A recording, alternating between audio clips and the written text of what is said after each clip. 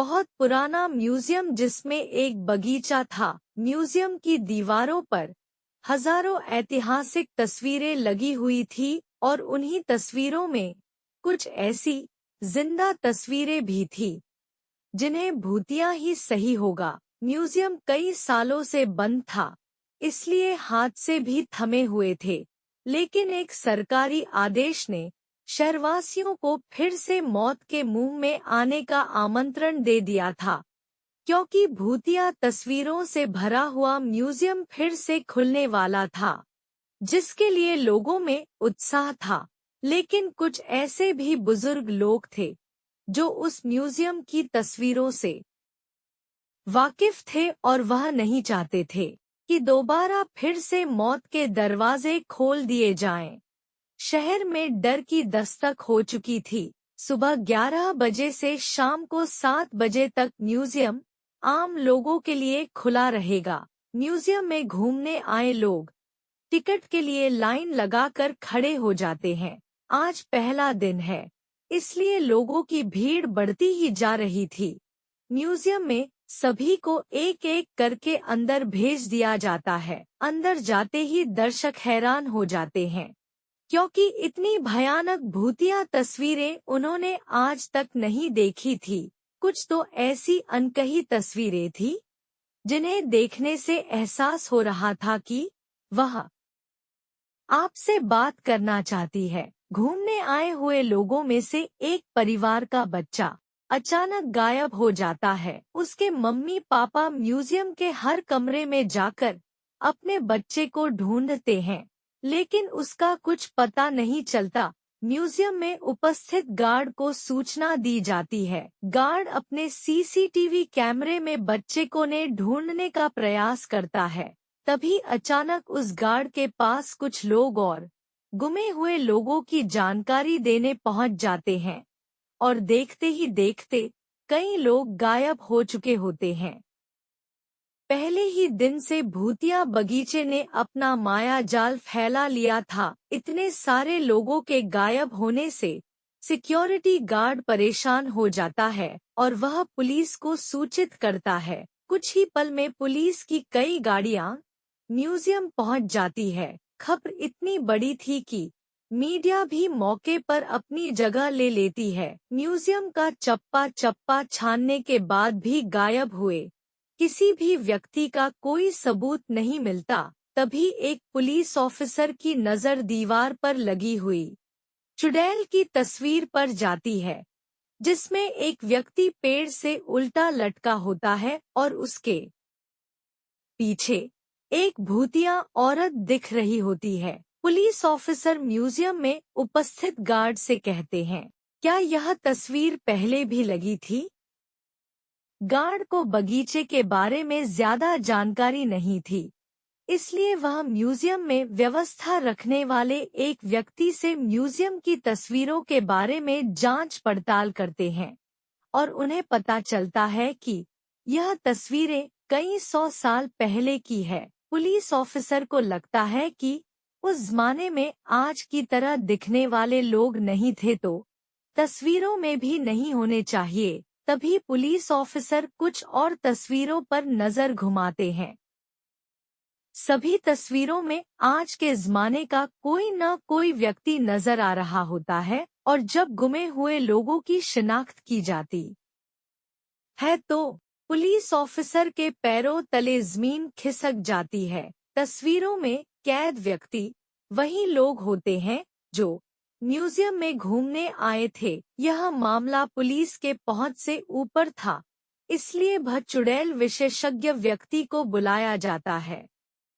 चुड़ैल विशेषज्ञ तकनीक के माध्यम से म्यूजियम में चुड़ैलों के अस्तित्व होने की पुष्टि करता है और यह भी बताता है कि म्यूजियम के अंदर जो भी भूतिया तस्वीरें लगी हुई हैं, वह किसी इंसान के द्वारा नहीं बनाई गई थी, बल्कि एक पुराने महल से प्राप्त हुई थी। ऐतिहासिक अफवाहों के अनुसार इन तस्वीरों को एक जादूगर ने राजा के कहने पर बनाया था, जिसमें उसने राजा के दुश्मनों को जिंदा ही अपनी मंत्र शक्ति के माध्यम से तस्वीरों में कैद कर दिया और उन तस्वीरों को महल के तहखाने में हमेशा के लिए संरक्षित कर दिया गया। लंबे समय के बाद ये भूतिया तस्वीरें म्यूजियम तक पहुंची हैं और तस्वीरों में मौजूद इंसान राजा के दुश्मन, जो कि चुड़ैल बन चुके थे, वह तस्वीरों से बाहर आना चाहते हैं, जिसके लिए उन्होंने हमारी दुनिया से एक एक व्यक्ति को चुना है और उन्हीं व्यक्तियों के शरीर के जरिए यह हमारी दुनिया में आ सकते हैं। चुड़ैल विशेषज्ञ की बात सुनकर वहां मौजूद सभी घबरा जाते हैं और अपने परिवार वालों के लिए दुखी होकर रोने लगते हैं। तभी भूत विशेषज्ञ बताते हैं कि तस्वीरों में कैद इंसानों को निकालने का एक ही तरीका है। हमें उन तस्वीरों से हर उस इंसान को मिटाना होगा जो हमारी दुनिया से गया है, लेकिन यह काम सिर्फ कुछ ही सेकंड में करना होगा। पुलिस ऑफिसर चुड़ैल विशेषज्ञ से पूछते हैं, इतनी जल्दी किसी की तस्वीर मिटाना संभव नहीं है, आप बताएं कैसे होगा। चुड़ैल विशेषज्ञ बताते हैं कि विज्ञान ने बहुत तरक्की कर ली है। हमें एक ऐसे केमिकल की जरूरत है जो एक सेकंड में किसी भी पेपर से रंगों को हटा सके, और किस्मत से उन्हें ऐसा एक केमिकल मिल जाता है जिससे सभी की घूमने आए लोग तस्वीरें मिटाई जा सकती थी। लेकिन चुनौती तो सभी तस्वीरों को एक साथ मिटाने की थी।